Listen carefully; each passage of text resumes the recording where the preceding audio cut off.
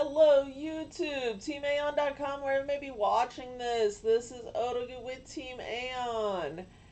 It is coming on to Wednesday, Loki Day. New episode of Loki is coming out within the next hour or so. And I have a video for you guys today. This is a Fangirl Theory video. If you have not seen any of the Loki TV show, spoiler warning, huge spoiler warning here. Just gonna be out there because we are gonna be talking about the show.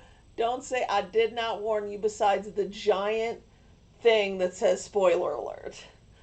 Now, this theory has been brought to my attention by our teammate Sil. It was too good not to talk about. She even gave me pictures. She is like, here is all the stuff. Do this. So we are going to be doing this. We're going to be talking about episodes 1 through 4, since those are the only ones that have come out already.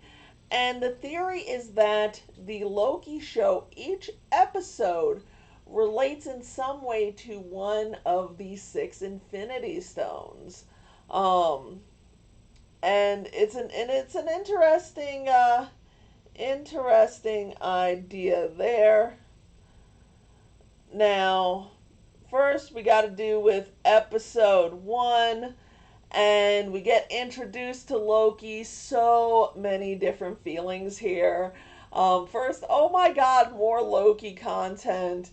Then seeing what happens to him, being introduced to this new world with the TVA, and how they're going to handle, well, oops, this wasn't supposed to happen, him stealing the Tesseract.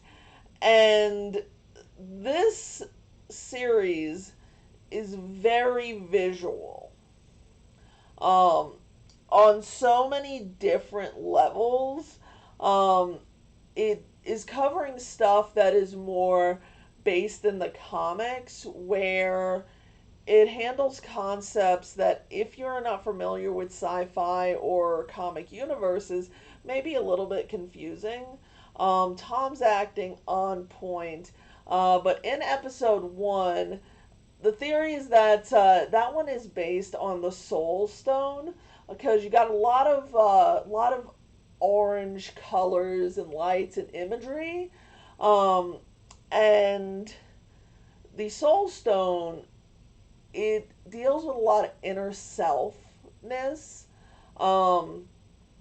and boy oh boy, do we see some inner selfness. Basically, they review his crimes or life. He sees his future. He sees his ending. Him just reflecting on his mother Frigga's death. I mean,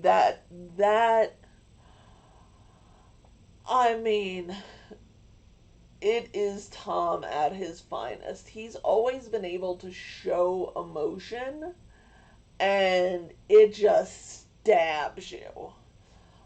So the episode does deal with a lot of emotions, and we see basically where he is deep down.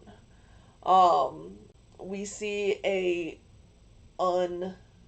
unmasked version of him, at least in private, where he does put on airs when there are others around. So we get a little glimpse into his soul, as it were.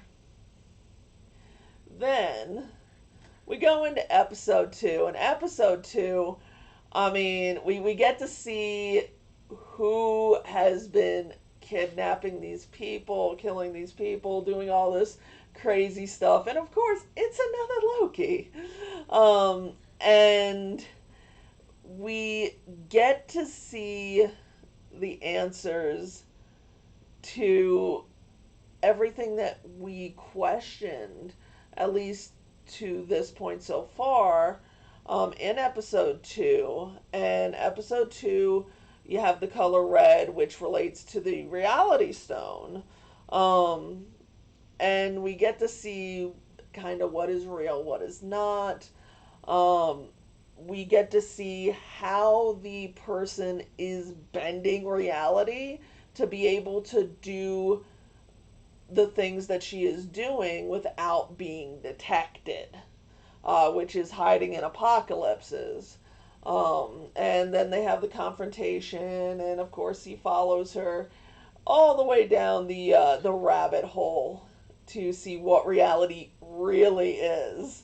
Um, so it's the beginning of almost through the looking glass. And then you have episode 3. And episode 3, I mean, each episode has its own great moments. But we see Loki develop in a different way. We get to explore this other Loki, Sylvie. And it has colors of purple, which is the Power Stone.